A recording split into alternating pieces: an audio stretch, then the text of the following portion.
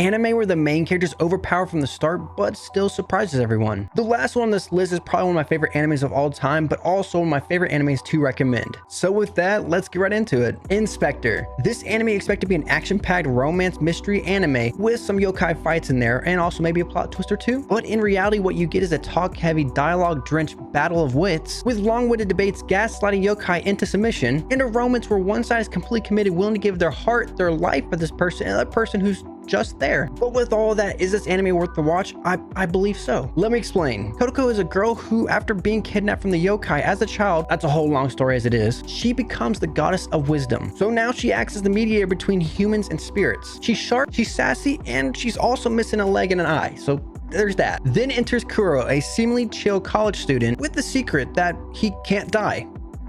Like at all. His body literally rejects death, which naturally causes Kotoko to fall head over heels in love with him, and somehow ropes men to help fight in her supernatural battles. And by battles, I mean just talking lectures. It feels like kind of like when you're watching Naruto, he can save him by just talking to him. It kind of felt like that. But still good. It's still good. If you don't know where this anime is at, it's on Crunchyroll. Assassin's Pride. An anime you expect to be morally complex with action-packed fantasy of an assassin who has to fight his morals also with his orders. It's actually a visually dark and also emotionally fluff battle school where action is forgettable, politics are undercooked, and an assassin that just turns into a magical girl coach. And honestly, the romantic tension between the schoolgirl and the tutor it's a little uneasy, but those who are rooting for it, I mean, go you, I guess. This dimly lit steampunk world where humanity hides itself in doomed cities from monsters called Lanthrops?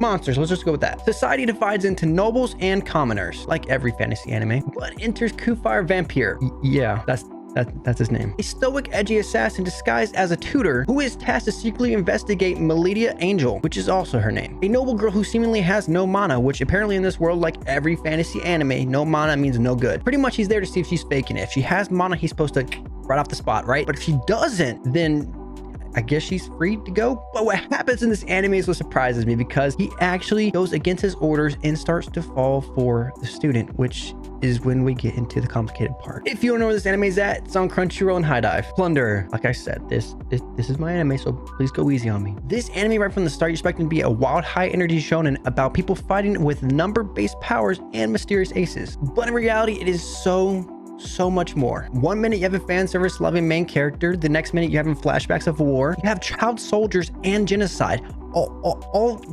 packed in one, and it's good. In a post-apocalyptic world, every person has a count, a number, right? Stamped, tattooed somewhere on their body. And pretty much this defines their worth. It could be how many people praise your cooking, how far you've walked, or how many enemies you've defeated. And if your number hits 0, you get dragged, like hands come out of the ground, you get dragged into the abyss. And that's where you think the story ends with that, but no, there is so much more, and a lot of people who watch this anime stop it right before it gets good. It has a second half that honestly takes this anime, flip it upside down, and makes me question every single time I watch it. I love it. One thing is, I really do wish there was a season 2. I really hope that. But at the same time, the main character licked when he puts the mask on.